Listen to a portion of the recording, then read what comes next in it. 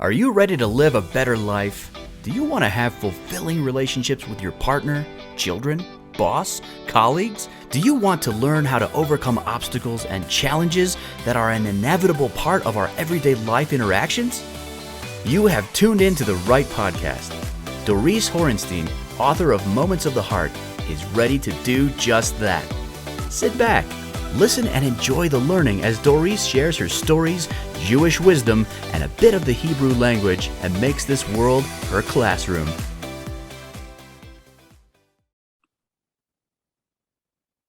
Hello, my dear Maura. This is so nice to see you. Hello, Doris. How are you? And lovely to see you again also. How are you? Well, Facebook friends, listeners, YouTube viewers, there is a beautiful treat for you today.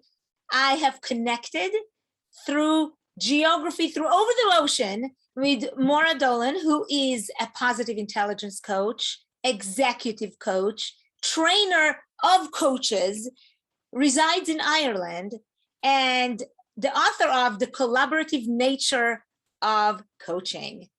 And we can all learn from her. So whatever you do for the next 10, 15 minutes, let's concentrate, let's focus in and listen in to the wisdom that is going to be shared with you today regarding coaching. So Maura, thank you so much for joining me today.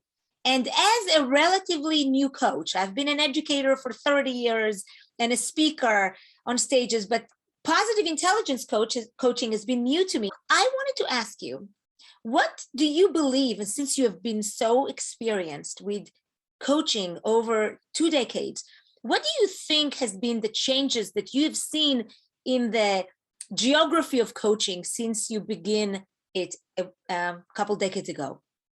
Wonderful question, Doris, and thank you very much. And thank you very much for having me on your show and in your program. It's absolutely fantastic honor. I'm a great advocate of what you do, because I know we've worked together through positive intelligence, and I must say you create great energy and bring great enthusiasm to everything you do. So thank you, Doris. Pleasure to be working with you. So I guess, yeah, it's an interesting thing. When I trained myself originally in coaching over 20 years ago at this stage, it was quite funny. The first coach training course I did, I'd say, was what I would call very embryonic, very basic. And then I got involved myself in training people in executive coaching skills and life and executive coaching skills, as well as working as an executive coach. And what I've certainly seen over the last 20 years is an evolution of the rigor behind something like how coaches qualify and train.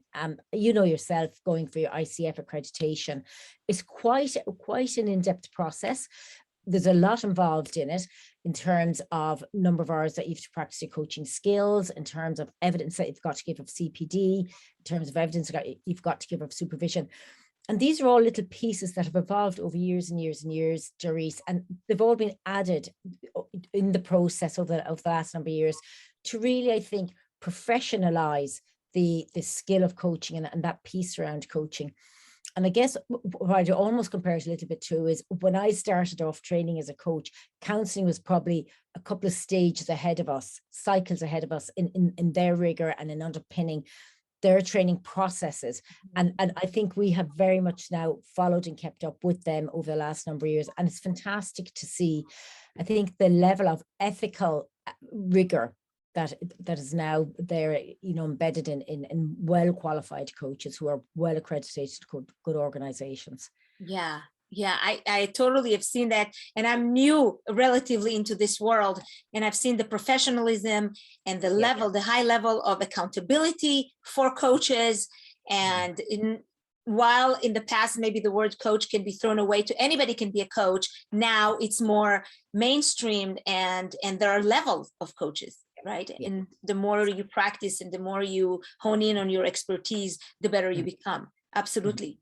Mm-hmm. So, author Maura, what made you want to write your book, The Collaborative Nature of Coaching?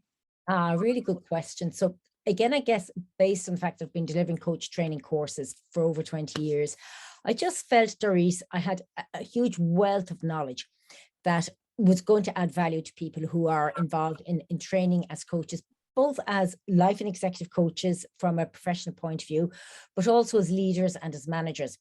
And I felt it was worth sharing my experiences and my insights and my knowledge and bringing it together in a book. And over the last 20 years, I have developed a very good courseware manual that I would share with people who attend my coach training courses. But I just thought it was of value to put that into a book. Funny thing about it, Doris, was I thought I would pull this together very quickly because I have so much information and I have a really good, robust training manual. But putting it into a book and positioning it to the lens of leaders and managers, as well as people who are training as coaches, it was quite a different context, I guess. And actually took me a huge amount longer than I anticipated, Doris. So I totally hear that. Yeah. Totally. My book, Moments of the Heart, you would think that it would just flow out, and it did, but it took a long time. I compare it to pregnancy. You have 9 months of pregnancy, and for me, it was more than 9 months, but at the end was the most painful part, is to get it out of me.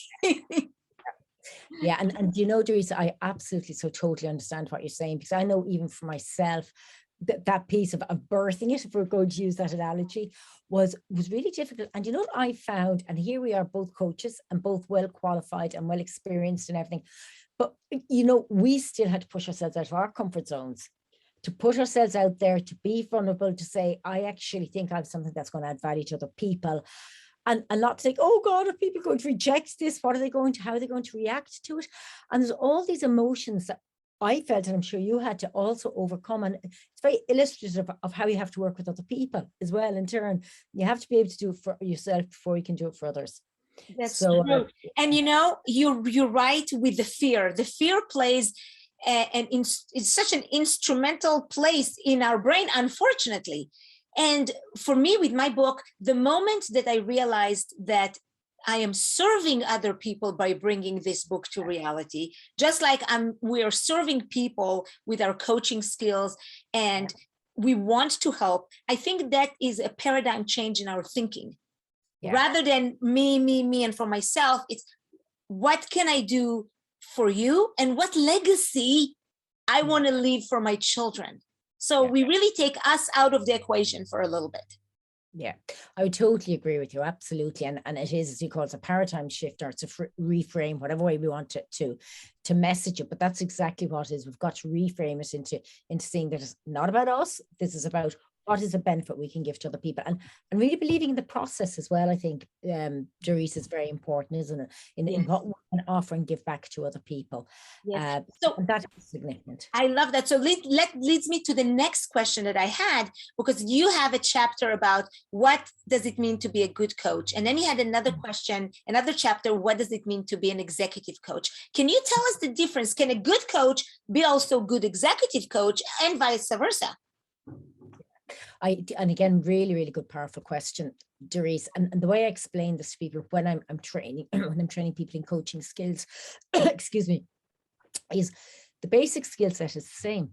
It's the same. You need to go through developing yourself as a very non-judgmental person, develop your active listening skills, develop all those key communication skills, understanding how the brain works, understand behavioral systems. And all those elements are relevant to both people's lives as well as the executive coaching context.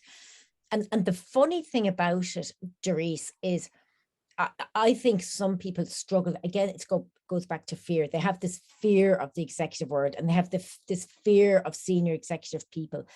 And they forget that these people live and breathe and as humans and as human and have the same challenges as anybody else. And once we can make this leap and just be comfortable with that, I think that's the place where you can bridge the two between life coaching and executive coaching. Basic skill sets are the same. The other thing I suppose I would say is certainly going into, for example, organizations in an executive coaching role, you do need to have some sort of an understanding of the culture of an organization. So, for example, if I'm working predominantly with an organization that has predominantly engineers involved. I need to understand a bit about how do engineers process, how are they going to see information, how rational are they going to be versus emotional are they going to be, and pieces like that will certainly impact on how it will influence and how you'll approach coaching people like that, versus if it's life coaching, you know, you might be dealing with completely different behavioral system or processing system with a person. So they, to me, are some of the key elements, really recognizing what might be the underlying traits of a person, depending on the type of industry they work in. Yeah. You're making me think about, you know, knowing, and it's good for, I think it's applicable to coaching and executive coaching, is knowing the pain point of the client, right? Yes. So it could be the client, could be the organization, or the client can be the individual. What is the pain point for them? And then talk about the pain point rather than the particular individuals. What is the problem? What is the issue? What is the topic that for which you need to be there for them as a coach? Absolutely. And as we say in coaching language, I guess, meet the person or the organization where they're at. Yeah. And I think if you're holding true to those sort of underlying principles, that's going to create effective coaching, be it in a life situation or an executive coaching situation. You know, the funny thing, Doris, as well, what I've come across, and I don't know what your experience of this has been, I know there's some executive coaches who actually are very uncomfortable going into life coaching, because they would do much more process coaching towards goals, tasks, that type of an orientation. Whereas I think to be a really good, effective coach, you need to be able to bridge the piece between the person and the actual task and whatever's being addressed, as you know, from a coaching perspective. To me, that's a huge skill set as well. Absolutely. Absolutely. Yeah. I think you coach the person, not the task. Absolutely. And to me, it all boils down to relationships. Absolutely.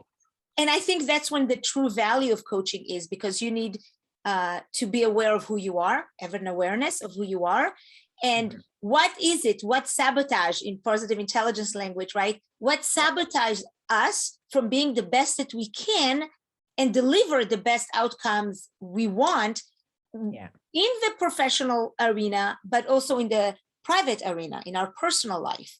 Yeah, absolutely. Oh, I absolutely agree with it. And I know we spoke about this ourselves earlier on, and I know something you tend to focus on as well is very much the relationship coaching piece, and how stress impacts on that as well, and how when one is stressed, that impacts on relationships.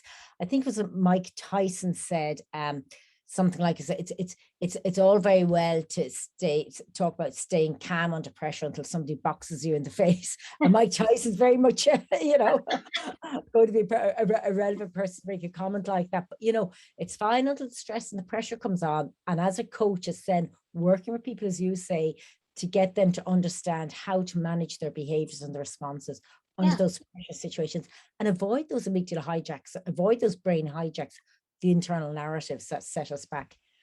Yes, talking about the brain, you had on page 184, because I read your book. So you talked about how the mind works. Yes. And how the mind works. And you said that the brain is the hardware and the neurology of the brain is the software. And I just love that. Can you tell more about this? Because it's so lines up with positive intelligence, but tell us more about the brain and the influence, because I'm really into that a lot. Yeah. And it's real, and thanks for identifying that, because that is even how I explain the way the brain works when I'm working with people as well. So what I talk about is, if you take the brain as the hardware, it's a combination of between 120 and 80 billion cells, like little neurological, electrical messages that construct our brain, and that's in itself 2 to 3 pounds in weight. How many? About 1.5 kilograms in weight. You know, and that is that organism, right? And that is the hardware of it.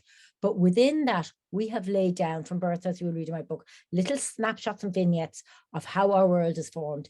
And people with even the best experiences of being parented and the best experience of childhood, we still create our stories and we still create our narratives. Depending on nature and nurture and lots of different influences, we still create our own internal impressions of how we see our world. And that is where the software comes in. And really, and I think this is where we have this shared commonality and interest as well, Doris, is this piece around how do you get people to make that 1% shift in those internal narratives in that software that really creates an impact and an improvement. And I am a great believer in 1% shift, 1% shifts, 1% shift. It's like going to the gym. You don't bench press 50 kilogram before you bench press 2 kilogram. You have to take it slowly, slowly, slowly. And it's also that consistent piece of, it's ongoing. It's not that you stop after week 2 or 3 or 4 or 5 or 6. It's that consistent maintenance for ourselves of reinforcing that messaging within our brain to help us just to keep managing change. And again, I often, exactly like what positive intelligence is saying, right? It's that you can have the aha moment, and that's maybe 20%, the insight, but then it's 80% mental fitness. It's the working, it's the practice, it's a continuous buildup. So absolutely resonate with me. And the one other thing I will always say to people, I know this makes total sense to you as well, Doris, is, people have this idea that their brain controls them. But in fact, the question is, do you control your brain or does it control you? And again, I will always speak to people about take back control. Are you going to let those numbskulls in your brain run around and control you? And those stories and narratives, are you going to take back control and say to them, look, thank you very much. I know you're trying to keep me safe, but you know what? Fear is a good thing to work through because that's the way I will learn, or whatever the message is. I'm in the process of reading another book that's called Your Brain is Your Body by Amanda Blake. And she's talking about the fact that the body is sending messages to the brain. It's not that the brain sends messages to the body always. It's that it's goes back and forth. Absolutely. 100%. Yeah. Yes. So you had a beautiful sentence in your book. It says, if you expect something different, something different will happen. Yes. It is and I love that because I agree with that. I agree with that idea of positivity and thinking and training our mind to think about positive things, because there's a lot of negative chatter that goes into our mind, into everyone's mind. Absolutely. And again, it's a very powerful point to raise, Teresa. And like even today I was working with somebody and I was explaining to them even that piece around the goal setting. If you expect something different will happen, but you have to give your brain a message of positivity, of looking for a successful outcome. And I guess I play a bit of golf, and I guess it's like, when I say to people, you're standing up there on a particular hole, you're about to swing your golf club, and you see a pond of water in front of you between you and the green, right? And you say to yourself, whatever you do, don't put the golf ball in the water. Where does the golf ball go? Because what's the message? It doesn't understand negative, don't, and then it goes looking for you. The message you get, look for the water. Where's the water? Where's the water? Because that's the way the brain works. It's like the child walking down the street, the dad says, whatever you do, don't drop your ice cream. What happens? And then the daughter says, Daddy, how can you read my mind? The poor child. We're after that message. I love that. Which brings me to the very last questions and point I wanted to make about your book. You talked about empowering beliefs versus disempowering beliefs. Yes. And what we can empower ourselves with the beliefs that we have. Can you talk a little bit about that part? Yeah. And again, it is the exact same idea, I guess, just explore it in a little bit more depth. So we can take the attitude that money is the root of all evils, or money is the process by which I can structure my life to achieve what I want, and is the story we tell ourselves that creates the reality. I'm just trying to think, if you continuously worry about money, that just as an example, that just totally undermines yourself, and it totally sells to a negative message. So the messaging we give ourselves about our belief systems and our assumptions and our attitudes influences how we achieve outcomes. That's so important. I love that. You talked in your book about the concept of habituation. When we get constantly into the same mindset of thinking. And that actually, that habituation causes the reality to be what it is. And because I am coming from a Jewish education background with a lot of knowledge of the Hebrew language, I think you would be interested to know that the word reality in Hebrew and the word to find something is sharing the same letters. And in my tradition, whenever it shares the same letters, that means that there is an underneath meaning that it's maybe not on the surface. So the way I explain it is whatever your reality is what you find. So if your reality is positive and upbeat, and that's what you're going to find.